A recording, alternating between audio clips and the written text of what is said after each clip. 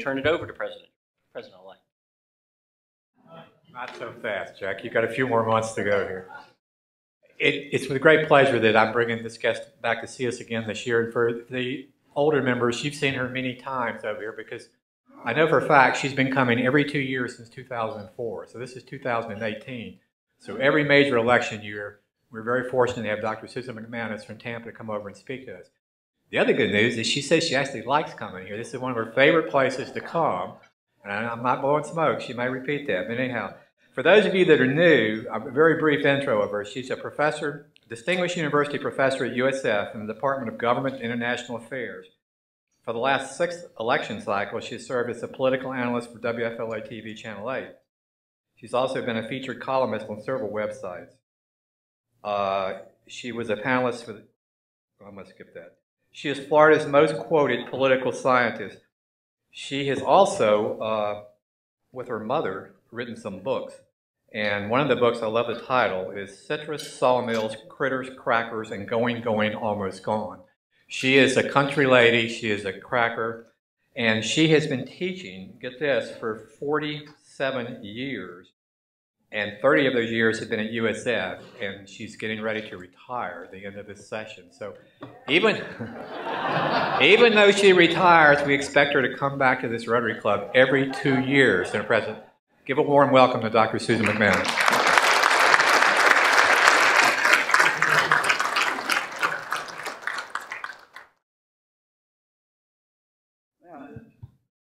It is really good to come here. You know, I went to Pasco High, so Polk County and Pasco County have always been close. And I do love coming here, and when he calls me, I have to say yes. So thank you, Joel, for inviting me. All right, I'm going to give you the lowdown on what's going to happen this next election year. And first of all, I'm going to take this off. All right. And the question is, what is this year going to look like? Because no one really knows yet. So if you don't, then you probably aren't unusual. Over 2/3 of Floridians don't know who any of the candidates are for governors yet, or aren't really following politics. But let's get a quick start here. The thing that I want you to understand is this is not going to be your normal election year because we're going into it with a lot of people feeling that our system of government is broken in America. And so candidates of all sides, Democrats, Republicans, Libertarians, Socialists, whomever, they're going to have to try to get a message out in an environment where a lot of people, frankly, are very turned off of politics. And not only do almost 2/3 of Americans, whether they're registered or not, think the system is broken, almost 3/4 think it's the worst that we've ever seen in our history. How many of you would agree? Got a good, pretty representation here, okay? Well, one of the things that we really track as analysts, and this is going to be difficult because Trump's job approval is up and down. And the question is right now, for a candidate who is trying to decide whether if you're a Republican to align or not, it's a little bit difficult. And so, but we still, as analysts, take a look at that, and you can see that it's about where, right now, it's about where Obama's was this time. We haven't had really massive approval ratings for presidents now for a few years in a row. But this is the worst one. People still hate Congress. They think that it's not doing things that benefit them themselves, that they argue about things, emails versus Russian intervention versus everything except what really matters in this country, which is helping everyday people. This hasn't changed a bit, regardless of whether one party is controlled or not. It's very stable and it's very disconcerting, and you can see a lot of it right now with what you're watching going on up in Washington. But this year is one of the reasons I'm retiring. This is going to be the election year that we have, as analysts, never had the opportunity to cover. It is wonderfully exciting. Everything is up for election. Look at how many offices you're going to be voting on this year. Plus, you're going to be voting on about maybe anywhere from 4 to 8 new constitutional amendments at the end of the ballot. Multi-million dollars are going to be spent in our state. If you don't like TV ads, I suggest that you try someplace else, but if you go to your phone, it's going to be no different. Video ads are on the upswing. This is a state where millions of dollars are going to be expended. And it's true that we're late in the whole primary process. A lot of states right now are underway. They have their primaries underway. We are one of the last states. Ours is not until August the 28th. And that, of course, means that our filing deadlines, we still don't have set fields for a lot of these offices that are up for grabs. But we do know, if you look at that last statistic, we see both parties having a lot of dissension. And just looking at state legislative seats, you see a lot of Republicans challenging incumbents, and the same thing is true on the Democratic side. Both parties in Florida have big, big divides. And for the Democrats, it's more the traditionalists versus the progressives. And for the Republicans, it's more the middle versus the far right kind of choices. And so putting the pieces back together again after these primaries, one of the keys as to who's going to win general elections is exactly which party can come together easier than the other. And right now you see that this is the makeup of the Florida House and the Florida Senate and the Florida congressional delegation. It is estimated right now that Democrats have the potential to pick up around 5, this is the outlying number, around 5 new congressional seats. And the Democrats are seen as picking up possibly a couple of those state Senate seats and maybe 5 to 10 of the House seats.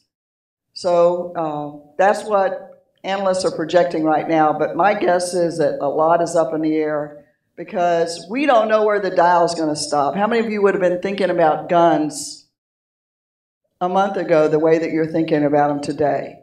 And that's the challenge in forecasting for an election.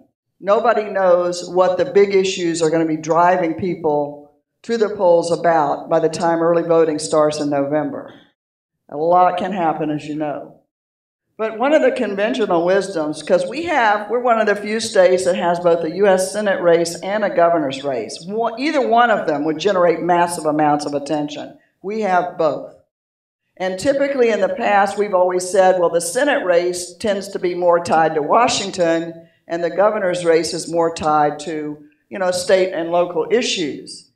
And we also have as conventional wisdom that a new president's party takes a bath in the first midterm election after that election. So the question is whether these two things will hold in 2018, because right now, every handicapper has Florida's Senate and governor's race tied in the state right now. Again, a lot of people don't have strong opinions. And both races are likely to be impacted by national level politics, particularly Trump's approval ratings as things transpired. And of course, we're the nation's most competitive state. The last 4 elections, the margin of victory, whether it's a governor's race or the 2 presidential contests, has just been 1%. Think about that. No state in the country looks like this. We are the purplest of purple states, to put it mildly. And in 2018, as we say, we don't really know what Trump's approval is going to look like by the time of the election. And we also don't know, now leave aside the governor's race and the Senate race, the top of the ballot races, top of the ticket. We don't know to what degree Trump will really influence what's happening in some of our legislative contests, whether that will be more local issue driven, or whether it too will be nationalized, something we're all watching. Another idea that we've held for so many years is that an open governor's race with no incumbent generates very, very competitive primaries for both parties. And there's 2 different theories about competitive primaries. One is it makes the candidate a better candidate for when the general election cycle comes along. But another is, no, it makes it very difficult, much more difficult if you have a contentious primary, to put Humpty Dumpty back together again and draw people in. And so obviously we have an open governor's race. I've just been looking at the numbers today. Again, it's a tied race. 3 major national handicappers have the governor's race on both sides right now, tied, very competitive primaries. And the Democrats have 4 major candidates. There are all the top two that are almost tied right now, and this is again with 2/3 not having a clue. But right now, Gwen Graham, and Phil Levine, the mayor of Miami Beach, former mayor, are pretty much tied on the Democratic side. And on the Republican side, it looks like Putnam and DeSantis are sort of even up, with Putnam slightly ahead. So it's going to be, again, a lot of money spent into the governor's race. And here's one of the reasons. We have a census coming up, and it already looks like Florida is going to get 2 more seats in Congress, 2 more congressional seats. Think of this. Why do both parties want to win the governor's seat so badly? Democrats, because they've been locked out since '98. But both parties desperately want to win this one because the next governor of Florida has veto power over the congressional redistricting plan that is drawn. So the stakes are high, and that's why money, do not worry about a governor candidate having money. Most of it, however, isn't going to come from Floridians. It's going to come pouring in from outside because this race is so critical to the future of both political parties. And of course, we don't really know what it's totally going to look like because right now, as I say, the filing deadline is not here yet. Some are still speculating that somebody that sells insurance or, for the people, do you know who that is? Might enter as an independent, but increasingly we're thinking maybe less that that's the case than might have been. And we also don't know here 2 really big unknowns about 2018. If you have a really, really competitive primary and your candidate loses, there's a strong possibility you just won't vote in the general election if your party can't put things back together again. And secondly, as you see here, it's shocking. But now, over 1/4 of Floridians aren't Democrats or Republicans. So depending on how the primaries play out, the question is whether the nominees of one or both parties are going to be able to reel in this critical independent vote, which is now increasing by the day, and usually the swing vote in any election. So if you look right here, the distance between registered Democrats and Republicans is the narrowest it's ever been in Florida history. Just 2% difference in registered voters. And that big piece of pie on the top left, which is the NPAs, is growing exponentially. And a lot of that is driven by Gen Xers, young voters who don't like either party particularly. That's, again, both parties have to appeal to this large and growing portion of the electorate, but the younger people are not very traditional in their likes of candidates, and that's part of the schisms that you're seeing within both parties. So here, going back here just a bit, you can just see that the younger you are, the more likely you are to register as no party affiliation. Another piece of conventional wisdom is that Republicans always like outsider candidates and Democrats go for insiders. However, this time out, it really is not necessarily the case because the insider among Democrats, the only one that's held a state or a congressional seat is Graham, and the others are mayors or one young man from named King who has never run at all. He's a business guy, 30-some years old. And on the Republican side, usually the outsiders, you can hardly call Putnam or DeSantis an outsider. Both have held state and some national election offices. So there you go. And again, we see the schisms that are generated from these questions, which we've kind of already answered. So what does Florida look like ideologically? A recent Gallup poll showed that there are still more people who describe themselves as conservatives in Florida, and moderates are second, and liberals are third, but the fastest growing group is liberals. And anybody want to guess what generation they're coming from? Gen Xers, the younger voters, are leaning more liberal. I love this one. I don't know if you can see it. One of my students, they always find bizarre stuff for me online, and this is really hilarious. It's just they describe different counties. You can see Polk County, well, Hillsborough County is described as out there from another planet, and if you just Google up unofficial Florida political ideology map, it gives you some good laughs and for fun. I just love this kind of stuff. Great thing about teaching college kids. Another theory is traditionally that a midterm election, you see the biggest drop in turnout among Democrats and the least turnout drop among Republicans. And in terms of age, the biggest drop-off tends to be younger voters. This year, however, we don't know. And here again, you can see race, which I'll come back to. But a lot of the minority turnout, a lot of the Democratic fall-off is among minority voters. But the presence of a minority candidate, Gillum, the black mayor of Tallahassee, is in the mix for the Democratic contenders for governor. A lot of unknowns here, and the question is whether things like automatic restoration of felon voting rights, which will be on the ballot as an amendment, or things like the gun issue and Me Too movement will actually maybe, and this is what Democrats are hoping, will actually drive up turnout for Democrats in this midterm election. But if they don't get a high turnout there, they could easily lose. On the other side, there are some who think that Trump supporters, if DeSantis doesn't get that nomination, just won't vote. So a lot of turmoil in terms of predicting what's going to happen. But you can see here that 1/3 of Florida's registered voters are non-white. And actually among registered Democrats right now as we speak, whites are not the majority of registered voters among Democrats in Florida. And that's a relatively new kind of thing. And of course, we're all watching what's going to happen with the Puerto Rican voters in Polk County and Osceola and Orange as well. But here gives you an idea. It is hard as heck to get somebody's attention to vote in a primary election in August. Let's face it, our primaries right when school's starting, right at the end of everybody's vacation time. The furthest thing on a lot of people's mind in the summertime is a primary. And so you can see historically the turnout is really very, very low in a primary. But what you can see here is that really interested people can tip the balance one way or another fairly easily in a primary election. This is a turnout in the general election, so you can clearly see here in a non-presidential year how much turnout drops. So this is a hard sell kind of year. The stakes are high, and obviously a lot of attention across the country to Florida yet again.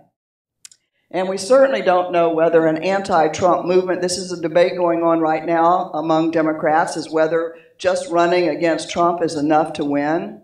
And particularly, will that generate younger people to the polls? It didn't in the 2016 presidential. They stayed home. Most of them were Bernie Sanders people. They just didn't vote. And, of course, the newly arrived Puerto Ricans, which there's a lot of debate. Many, many people feel, and I'm included, that we're not really going to see the impact of the Puerto Rican vote, the newly arrived, until the 2020 presidential cycle. I've spoken to a lot of international reporters that have been over in the Orlando area and gone into the areas where a lot of the new arrivees are living.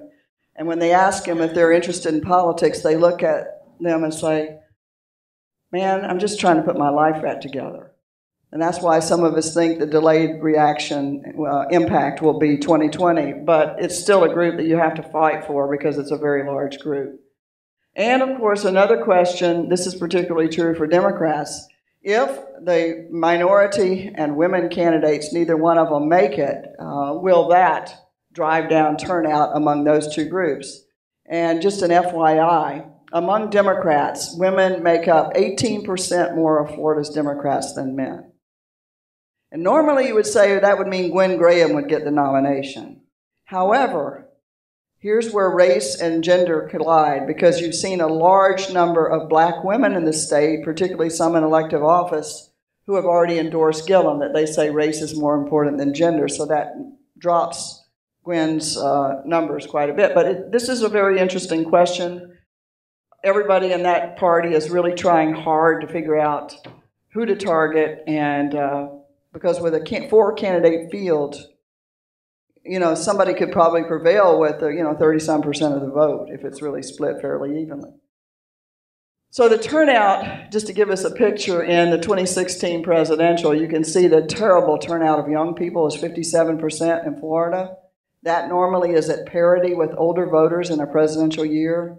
It is getting increasingly hard to engage this group. They're not going for the traditional candidates. If you have a legacy candidate name, a Clinton or a Bush was not appealing to this younger generation. And there are some legacy candidates in the fields that we're seeing right now. And of course, you see here again, that turnout was what bit Florida Republicans Democrats, because their turnout lagged behind Republicans. So another idea is that, again, I've pretty much covered this, that when you have a lot of males in a race, that the women will more likely vote for the female.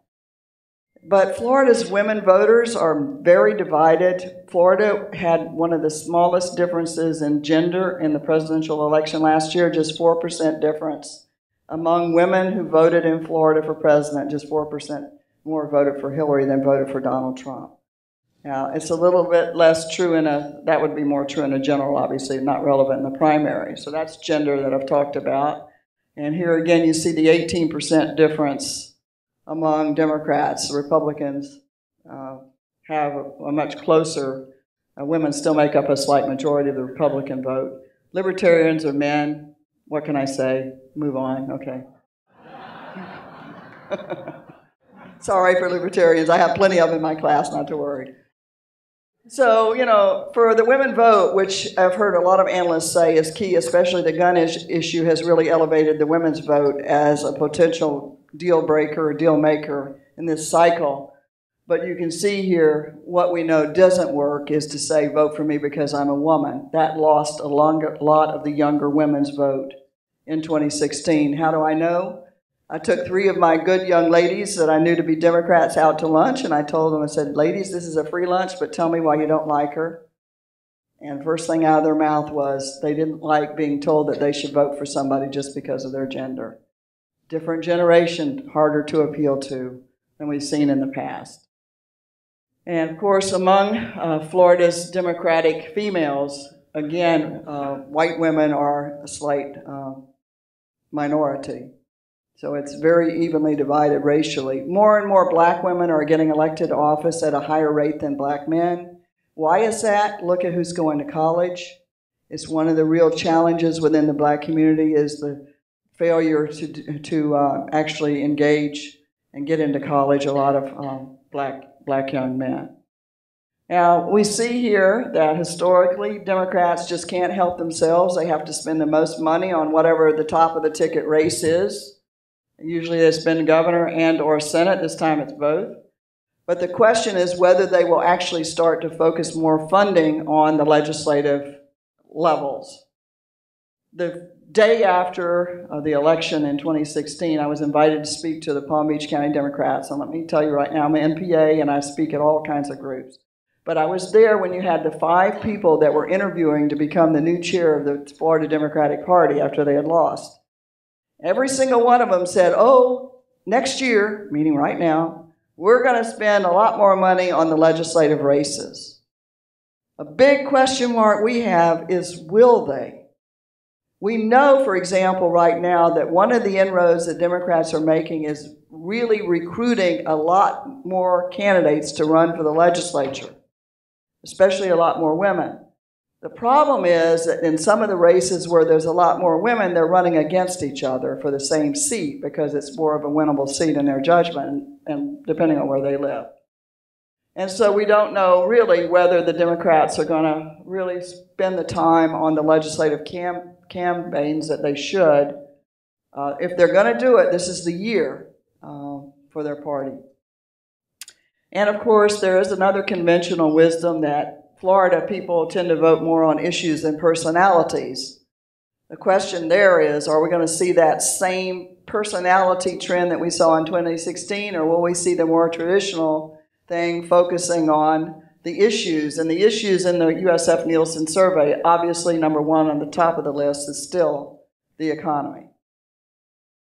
So here again, you've got all these concerns about who's going to run, personality versus issues, top of the ticket versus bottom of the ballot, amendments, everything else. You begin to get a feel for why it is going to be a great year for political analysts. Maybe not so great for you. Everybody's going to want money out of your pockets and want you to watch and read everything that comes along.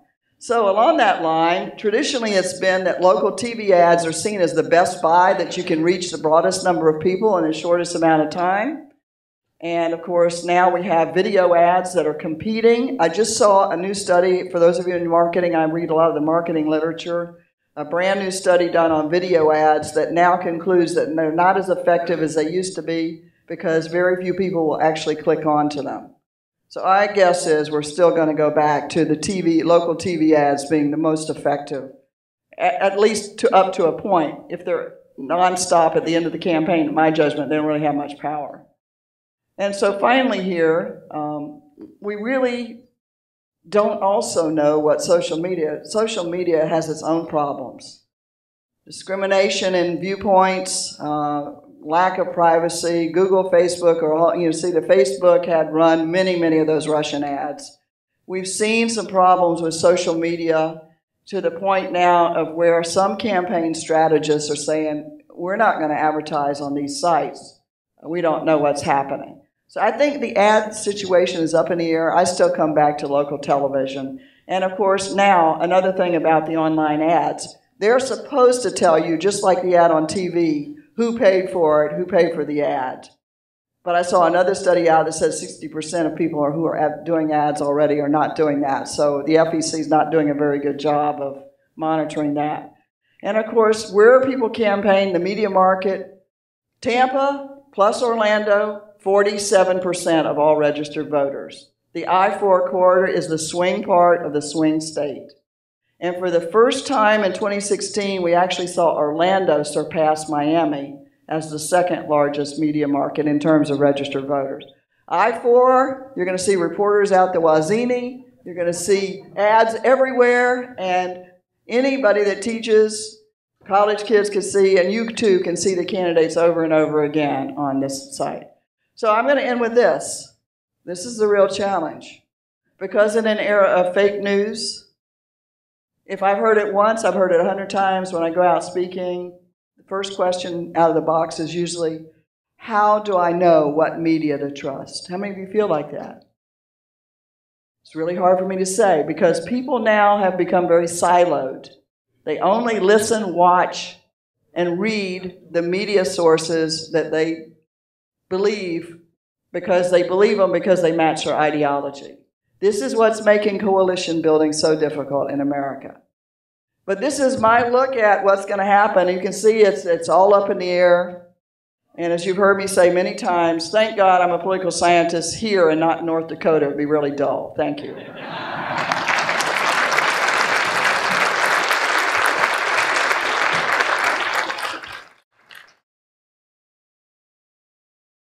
Anybody have a question? I can't tell you who's going to win, so don't ask me. Yes, sir.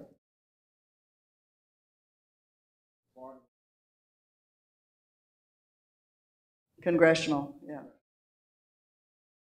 Not yet, but I suspect that one of them is probably going to be in the southwest Florida. The Naples, that whole area is the fastest growing part of the state right now.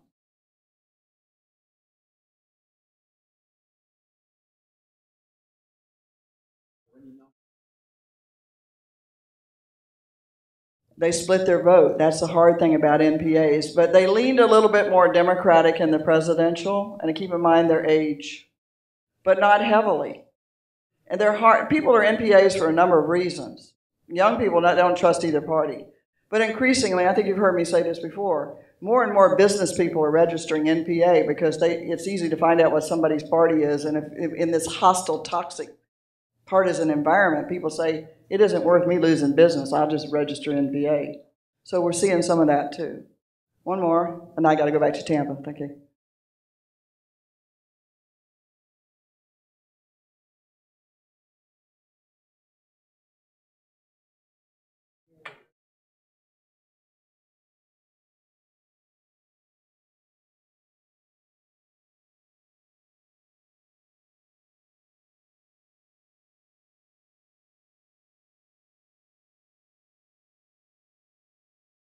Not soon enough, but it's a very, very legitimate question.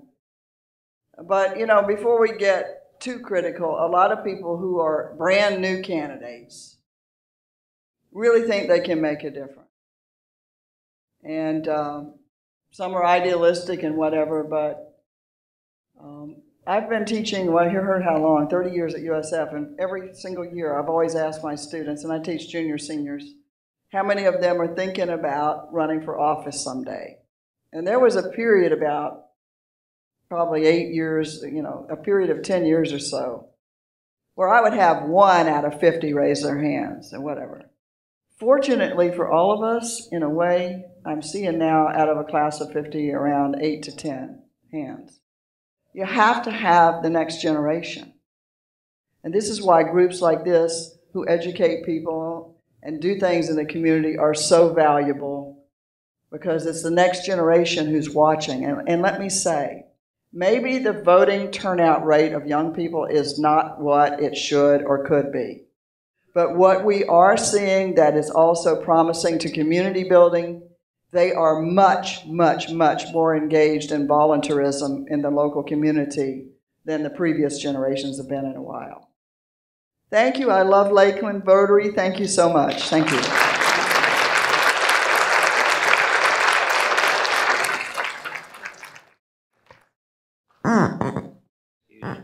Well, Dr. MacManus, we always enjoy having you here. I hope that you understand that retirement does not get you out of that obligation. We will be having you back early and often. And I hope you'll accept this small token of our appreciation.